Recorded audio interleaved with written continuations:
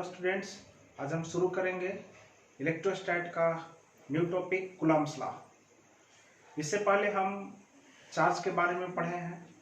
Charge पे आधारित हम सारे न्यूमेरिकल्स को किए हैं। अब हम पढ़ेंगे जो चैप्टर है कूलम्ब्स लॉ। कूलम्ब्स लॉ यह दो चार्जेस के बीच का जो फोर्स है, चाहे वो रिपल्सन फोर्स हो या अट्रैक्शन फोर्स हो। जैसे कि दो चार्ज है, दो लाइक चार्ज होता है। लाइक मतलब दोनों या तो निगेटिव है या दोनों पॉजिटिव है। लाइक चार्ज मतलब या तो दोनों निगेटिव या दोनों पॉजिटिव। अगर दोनों निगेटिव है तब वो रिपेल करेगा, दोनों पॉजिटिव है तो रिपेल करेगा। जब एक निगेटिव एक पॉजिटिव है मतलब अनलाइक चार्ज है, अनलाइक मतलब एक निगेटिव एक पॉजिटिव, तब वो दोनों अट्रैक्ट करेगा। अब ये तो हम जानते हैं कि अट्रैक्ट करेगा, कि हाँ दो चार्जेस अट्रैक्ट कर रहा है या रिपेल कर रहा है। लेकिन ये जो दो चार्जेस हैं कितने फोर्स से रिपेल करेगा, कितने फोर्स से अट्रैक्ट करेगा, उस न्यूमेरिकल वैल्यू के लिए और अट्रैक्शन फोर्स या रिपल्सन फोर्स का जो वैल्यू है उसके लिए ही है आपका कूलम्ब्स लॉ।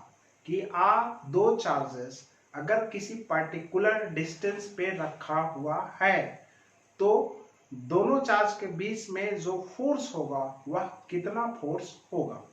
तो सबसे पहले हम जानते हैं कि कितना फोर्स होगा और क्या होगा।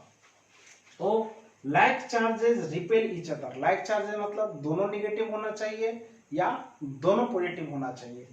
अनलाइक चार्जेस, अनलाइक मतलब एक निगेटिव एक पॉजिटिव, क्या करता है, अट्रैक्ट करता है। अट्रैक्ट करना मतलब एक दूसरे को आकर्षित करना, अपनी ओर खींचना, एक दूसरे को खींचता है। यहाँ पे एक फिगर आप देख रहे हैं, इसे Q1 को Q2 क्या कर रहा है, ए अगर साइन है मतलब दोनों अगर पॉजिटिव है तो ये रिपेल कर रहा है। दोनों अगर पॉजिटिव है, मान लिया कि Q1 और Q2 क्या है, दोनों पॉजिटिव है तो रिपेल करेगा। अगर Q1 निगेटिव है Q2 पॉजिटिव है तो ये अट्रैक्ट करेगा। अट्रैक्ट करने का जो साइन है इस तरह से हम देंगे।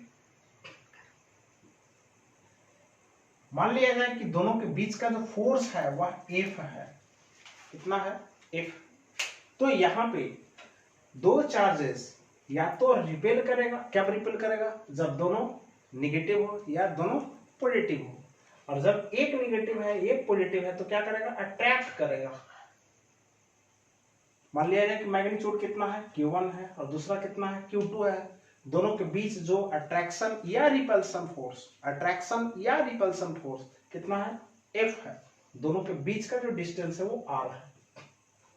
तो सबसे पहली बात कि अनलाइक चार्जेस क्या करता है, अट्रैक्ट करता है, लाइक चार्जेस रिपेल करता है। तो दैट फोर्स ऑफ अट्रैक्शन, दो चार्जेस के बीच का जो अट्रैक्शन फोर्स है, दो चार्जेस के बीच का जो अट्रैक्शन फोर्स है वह डायरेक्टली प्रोपोर्शनल होता है। डायरेक्टली प्रोपोर्शनल मतलब जब एक क्वांटिटी इंक्रीज करता है तो दूसरा रिलेटेड क्वांटिटी भी इंक्रीज करे, तब वैसे दो रिलेटेड क्वांटिटी को हम कहते हैं डायरेक्टली प्रोपोर्शनल।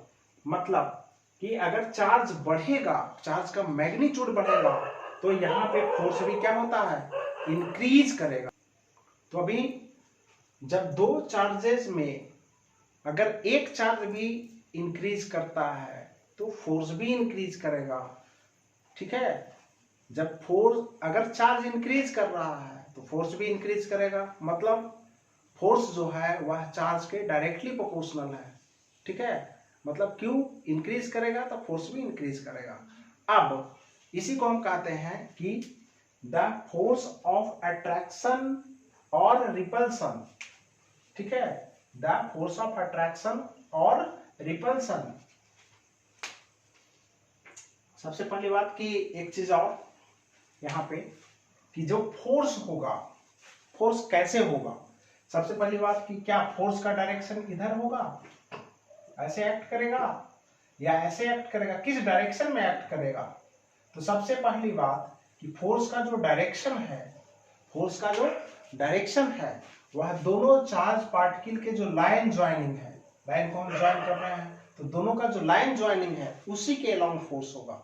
चाहे वो रिपल्सिव फोर्स हो या अट्रैक्टिव फोर्स हो, दोनों चार्ज का जो लाइन ज्वाइनिंग है उसी के अलाउंग होगा फोर्स। तो वही लिखा हुआ है कि द फोर्स ऑफ अट्रैक्शन और repulsion acts along line joining two charges.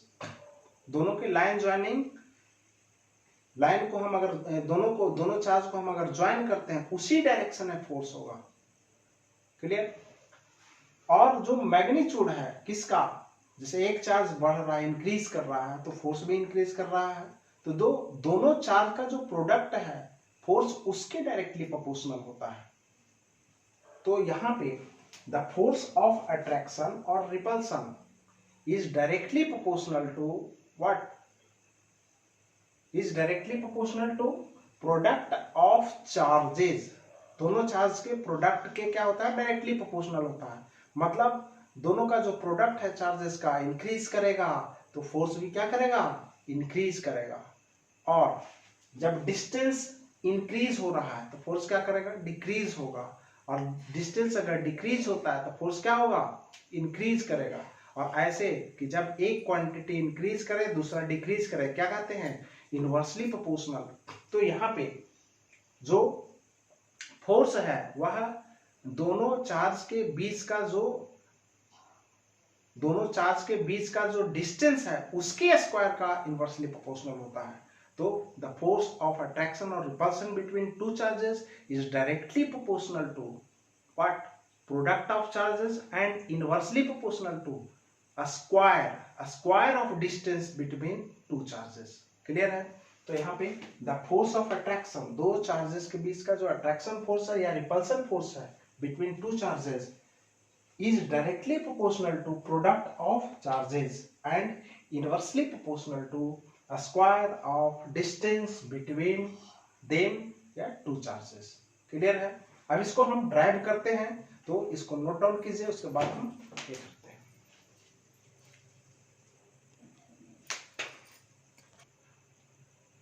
यहाँ पे जो अट्रैक्शन फोर्स है या रिपल्सन फोर्स है, मान लिया जाए कि दो चार्जेस के बीच का जो अट्रैक्शन फोर्स या रिपल्सन फोर्स है F है, वह डायरेक्टली प्रोपोर्शनल होता है किसके, दोनों चार्जेस के क्या, प्रोडक्ट के डायरेक्टली प्रोपोर्शनल होता है। मतलब Q1 into Q2।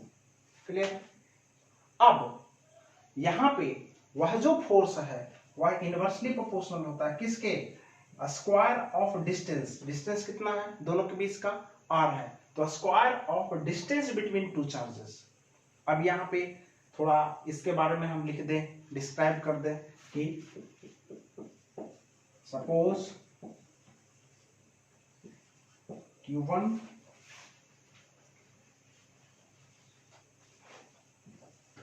and Q2 be the two charges kept r apart, मतलब r दूरी पे रखा हुआ। द अट्रैक्शन और repulsion force between to charges is F, then according to Coulomb's law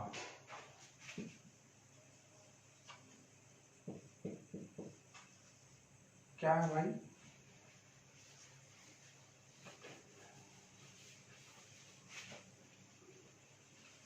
according to Coulomb's law क्या, F is directly proportional to Q1 Q2 और F क्या है, इनवर्सली प्रोपोर्शनल किसके, r स्क्वायर को। तो इसको अगर हम कंबाइन करते हैं, दोनों इक्वेशन को, दोनों टॉपिक को अगर हम ये करते हैं तो यहाँ पे क्या आएगा, F is Q1 Q2 by r square. That imply ये डायरेक्टली प्रोपोर्शनल साइन को हम हटाते हैं तो एक कांस्टेंट आता है, तो F is equal to K Q1 Q2 by r square. ठीक है? तो तो यहाँ पे के क्या है, कांस्टेंट है, के क्या है, कांस्टेंट है। अब के का वैल्यू कितना होता है, सबसे पहली बात कि यह जो फोर्स है वह सिर्फ और सिर्फ मैग्नीट्यूड है, डायरेक्शन को हम यहाँ पे कंसिडर नहीं कर रहे हैं, हम मैग्नीट्यूड निकाल रहे हैं। आगे हम पढ़ेंगे डायरेक्शन के लिए वेक्टर फॉर्म को हम पढ़ेंगे, Coulomb's force between two charges इन वेक्टर फॉर्म, उसमें हम देखेंगे सबसे पहली बात कि जो डायरेक्शन है, डायरेक्शन की बात है फोर्स का, यहाँ पे दो ही चीज है, या तो अट्रैक्शन फोर्स है या रिपल्सन फोर्स है। तो जब भी हम Q1 और Q2 की बात करेंगे तो सिर्फ और सिर्फ इसके मैग्नीट्यूड के बारे में बात करेंगे, मैग्नीट्यूड हम लिखेंगे, न्यूमेरिकल को भी सॉल्व करेंगे तो सिर्फ और सिर्फ मैग्नीट्यूड। यहाँ पे हमने यहाँ पे ना निगेटिव साइन, अगर मान लिया कि एक निगेटिव एक पॉजिटिव चार्ज है तो हम निगेटिव साइन को हम नहीं लिखेंगे, सिर्फ उसका न्यूमेरिकल वैल्यू जो है, मान लिया जाए कि माइनस Q2 है जो -2 कूलम है तो 2 कूलम हम लिखेंगे, ना कि -2 कूलम। यहाँ पे हम कैलकुलेट कर रहे हैं क्या, सिर्फ और सिर्फ मैग्नीट्यूड ऑफ फोर्स। मान लिया कि अगर एक पॉजिटिव और एक निगेटिव है, एक पॉजिटिव और एक निगेटिव है, इसका मतलब दोनों में अट्रैक्शन होगा, और जब दोनों पॉजिटिव या दोनों निगेटिव है तो इसका मतलब क्या होगा, रिपल्सन होगा। तो यहाँ पे जो निगेटिव या पॉजिटिव चार्ज का मतलब है, साइन का मतलब है, उसका कोई सेंस नहीं होता है। यहाँ निगेटिव और पॉजिटिव चार्ज से यही समझ में आता है कि दोनों में अट्रैक्शन हो रहा है या रिपल्सन हो रहा है। तो यहाँ पे जब भी हम यूज करेंगे न्यूमेरिकल में तो हम सिर्फ और सिर्फ इसका मैग्नीट्यूड की बात करेंगे। दूसरी चीजें हैं कि यहाँ पे अब के का वैल्यू कितना होगा, तो के का वैल्यू, सबसे पहली बात कि के का जो वैल्यू होता है वह डिफरेंट मीडियम के लिए, अब मीडियम एक शब्द है, एक टॉपिक है मीडियम, मीडियम किसको कहते हैं, तो सबसे पहली बात कि दो चार्जेस के बीच में ऐसा हो सकता है कि एयर रहे, ऐसा हो सकता है कि दोनों के बीच का वैक्यूम हो, बहुत सारी चीजें हो सकती है, या कुछ भी ना हो, वैक्यूम हो या एयर हो या पेपर हो, वाटर हो सकता है, या कोई भी चीज हो सकता है दो चार्जेस के बीच में। मतलब मान लिया कि एयर है तो मीडियम क्या है, एयर है। अगर वैक्यूम है तो मीडियम वहां पे नहीं है। अगर मान लिया कि इसके बीच में पेपर है, हो सकता है मिका हो सकता है वुड हो, कोई भी चीज हो सकता है। तो यहाँ पे जो दो चार्जेस के बीच का जो मीडियम है यह फोर्स उस पर निर्भर करता है। अगर हम वैक्यूम रख रहे हैं तो फोर्स कुछ और होगा। मान लिया हम वैक्यूम के जगह पे हम रख दें पेपर, हम चार्ज को इधर उधर नहीं कर रहे हैं, डिस्टेंस सेम है, तो यहाँ पे क्या होगा कि फोर्स का जो मैग्नीट्यूड है वह बदल जाएगा। तो यहाँ पे कहीं ना कहीं ये मीडियम पे निर्भर कर रहा है फोर्स। क्या चीज, दो चार्ज के बीच का जो फोर्स है वह सिर्फ और सिर्फ किस चीज पे निर्भर कर रहा है, सॉरी, यहाँ पे जो फोर्स है वह मीडियम पे निर्भर कर रहा है। फिर मान लिया कि हम मीडियम को हम चेंज कर रहे हैं और चार्ज और डिस्टेंस क्या है, सेम रहे, कांस्टेंट रहे, चार्ज वही है और क्या है ये आर जो है कांस्टेंट है, चार्ज सेम है, तो हम चेंज क्या कर रहे हैं, सिर्फ और सिर्फ मीडियम। तो यहाँ पे क्या होगा कि जैसे ही हम मीडियम चेंज कर देंगे तो फोर्स क्या हो जाएगा, चेंज हो जाएगा। अब यहाँ पे एक टॉपिक है परमिटिविटी, ठीक है। अब परमिटिविटी क्या है, तो सबसे पहली बात परमिटिविटी को समझने के लिए सबसे अहम बात है कि के का वैल्यू कितना होता है, तो होता है 4 पाई इप्सिलॉन नॉट, क्या, epsilon, epsilon, epsilon not. Epsilon को हम ऐसे लिखते हैं और इप्सिलॉन 0 अगर हम लिख दें तो इसको हम पढ़ते हैं इप्सिलॉन नॉट। और ये है क्या, ये क्या लोचा है, तो सबसे पहली बात कि यही एक फैक्टर है। देखिए यहाँ पे मान लिया Q को हम Q1 को कांस्टेंट रखें, Q2 को कांस्टेंट रखें, R को कांस्टेंट रखें, ठीक है, तो F का जो वैल्यू हो रहा है, F का जो वैल्यू हो रहा है 1/4 pi epsilon naught Q1 Q2 by R square. तो यहाँ पे हम क्या क्या कांस्टेंट रख रहे हैं, Q1 Q2 और R, 4 पाई तो कांस्टेंट ही है। तो इसका मतलब है कि जो F का वैल्यू है इस पे निर्भर कर रहा है एप्सिलॉन नॉट पे, या एप्सिलॉन यहाँ पे लिख दीजिए, ठीक है।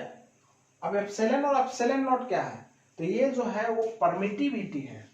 क्या है, इसको कहते हैं परमिटिविटी ऑफ फ्री स्पेस या वैक्यूम। ठीक है। अब वैक्यूम का है, ये क्या है, परमिटिविटी ऑफ एनी मीडियम।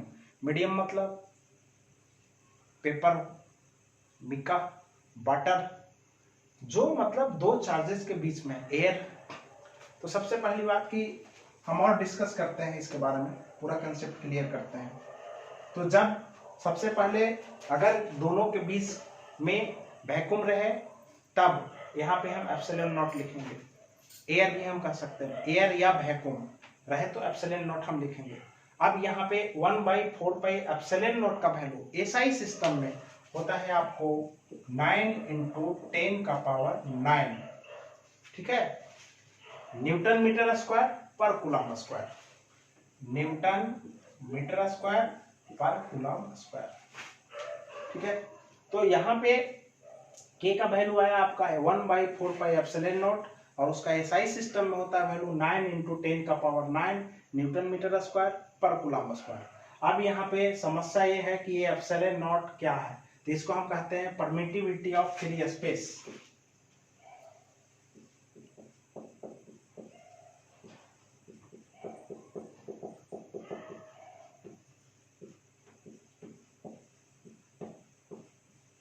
इसको कहें हम एयर या वैक्यूम। अभी हम पूरा क्लियर करेंगे इसके बारे में। ठीक है,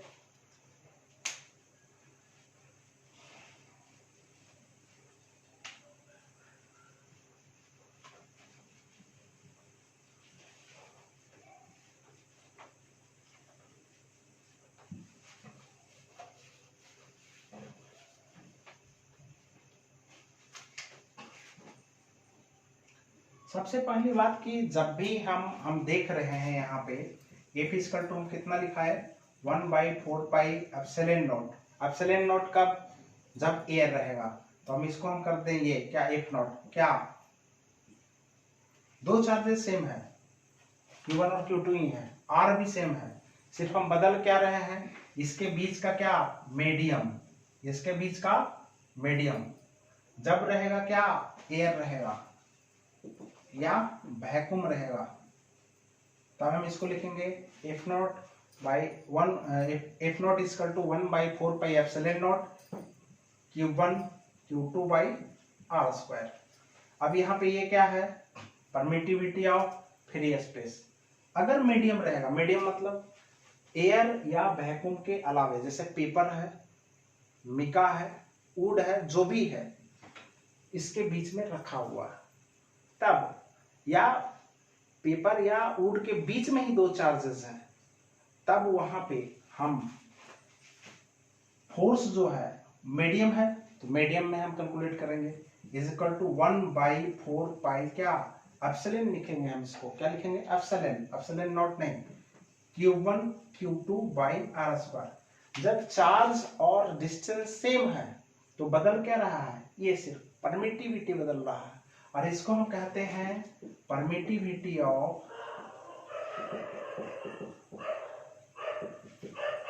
मीडियम। क्या कहते हैं, परमिटिविटी ऑफ मीडियम।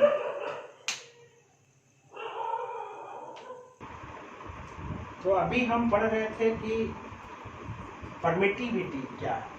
तो सबसे पहली बात कि जो अगर हम चार्ज जो है, दो चार्ज के बीच का जो फोर्स है बदल कौन रहा है, जब चार्ज सेम है, डिस्टेंस सेम है, तो ये बदल रहा है, ये बदल रहा है, परमिटिविटी परमिटिविटी।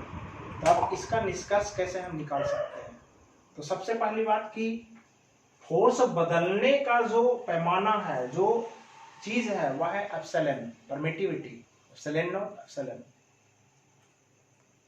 तो यहां से जो डिफिनेशन निकल के आएगा कि जब दो चार्जेस के बीच में मीडियम रहेगा तो मीडियम में कुछ ना कुछ चीजें तो है जो फोर्स को बदल रहा है, तो strength of medium to affect the force between two charges, मतलब किसी भी मीडियम का वह ताकत जो दो चार्जेस के बीच का जो फोर्स है उसको बदल दे। The strength of medium to affect the force between two charges is called what? Permittivity of that medium. Clear है? मतलब कि किसी भी दो चार्जेस के बीच का जो मीडियम है वही है जो अफेक्ट करता है। क्या अफेक्ट करता है? दो चार्जेस के बीच के फोर्स को। और जितनी ताकत है उतनी ही ताकत को हम क्या डिफाइन करते हैं? Permittivity of medium. अगर परमिटिविटी किसका हम ले रहे हैं?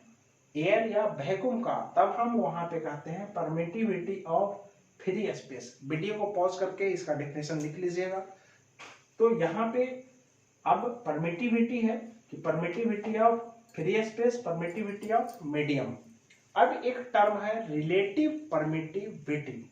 रिलेटिव परमिटिविटी, तो यहाँ पे रिलेटिव परमिटिविटी जो है वह मीडियम का permittivity divided by permittivity of free space. Free space बोले तो फ्री स्पेस मतलब एयर और वैक्यूम। अब यहाँ पे ये क्या है आपका? Relative permittivity.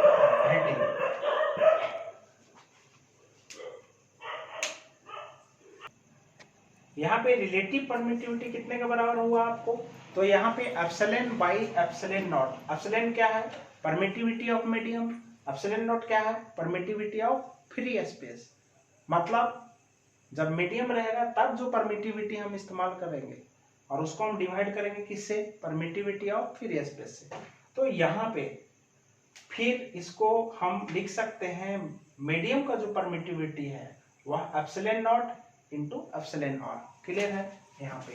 तो ये क्या है आपका? मीडियम का है। ये क्या है? परमिटिविटी मीडियम का। किसका? मीडियम का permittivity, permittivity of medium. Clear है? अब यहाँ पे मीडियम में फोर्स कितना है? तो 1/4 पाई एप्सिलॉन, 1/4 पाई एप्सिलॉन। तो यहाँ पे एप्सिलॉन मतलब परमिटिविटी ऑफ मीडियम, इसको हम लिख सकते हैं epsilon naught by epsilon R.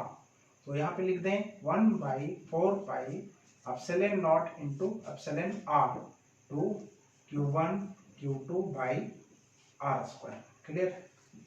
तो फोर्स इन मीडियम को हम ऐसे लिख सकते हैं। Is it clear? तो यहाँ पे फोर्स इन मीडियम जो है 1/4 pi epsilon naught into epsilon R, इसको हम कहते हैं रिलेटिव परमिटिविटी। एक चीज और है, इसी टर्म को हम कहते हैं डाई इलेक्ट्रिक कांस्टेंट के। इसको हम कैसे रिप्रेजेंट करते हैं?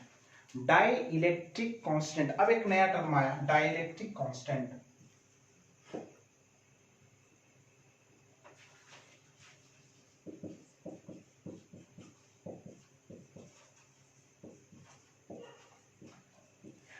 अब यहाँ पे जो डाइलेक्ट्रिक कांस्टेंट के है और यहाँ पे अभी हम बताए थे वो जो प्रोपोर्शनलिटी कांस्टेंट था के, उससे डिफरेंट है।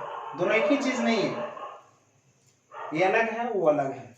तो ये चीज को आप ध्यान रखिएगा, माइंड में रखिएगा कि डाइलेक्ट्रिक कांस्टेंट कुछ और नहीं, वह रिलेटिव परमिटिविटी है। क्लियर है? जो कितने के बराबर होती है? एप्सिलॉन बाई एप्सिलॉन नॉट के। अब यहाँ पे मीडियम में जब भी फोर्स रहेगा तो वो कितने के बराबर होगा? 1/4 pi epsilon naught into epsilon R. तो सबसे पहली बात कि इस सारी चीजों को कॉन्सेप्ट सीखने के बाद हम इस पे आधारित जो न्यूमेरिकल है उस पे हम जाते हैं। तो हम इस पे आधारित सारे न्यूमेरिकल को अभी तुरंत करेंगे अगले वीडियो लेक्चर में। अभी थोड़ी सी टेक्निकल प्रॉब्लम है, रात के 12 बज रहे हैं और देख ही रहे हैं आप लोग, तो हम थोड़ा सा रेस्ट लेना चाहेंगे। अगले वीडियो लेक्चर में हम इस पे आधारित सारे क्वेश्चन को करेंगे। दूसरी चीजें कि हो सकता है कि हम संसाधन की कमी के बनस्पत वो हम बहुत सारी जो चीजें हैं, कंटेंट्स तो सब कुछ सही है, लेकिन कुछ टेक्निकल जो प्रॉब्लम है, जैसे छोटा दिख रहा था तो हमने बड़ा कर दिया, और भी चीजें हैं तो हम उसको सुधार करेंगे धीरे धीरे। एक्चुअली ये लॉकडाउन चल रहा है, तो लॉकडाउन में सारे संसाधन हम कहीं दूर हैं अपने क्लासरूम से, तो संसाधन नहीं है, हम कहीं से जो भी चीज़ें हैं उपलब्ध किए हैं, उसके बाद हम आपके सामने हैं। अभी मार्केट भी खुला हुआ नहीं है, तो थोड़ी सी समस्या है, तो वो देखते हुए हम आगे चल के और मतलब अच्छा निखार लाएंगे वीडियो में। तो बने रहिए जय कुमार के साथ, आदर्श के साथ। ब्रेक के बाद भी।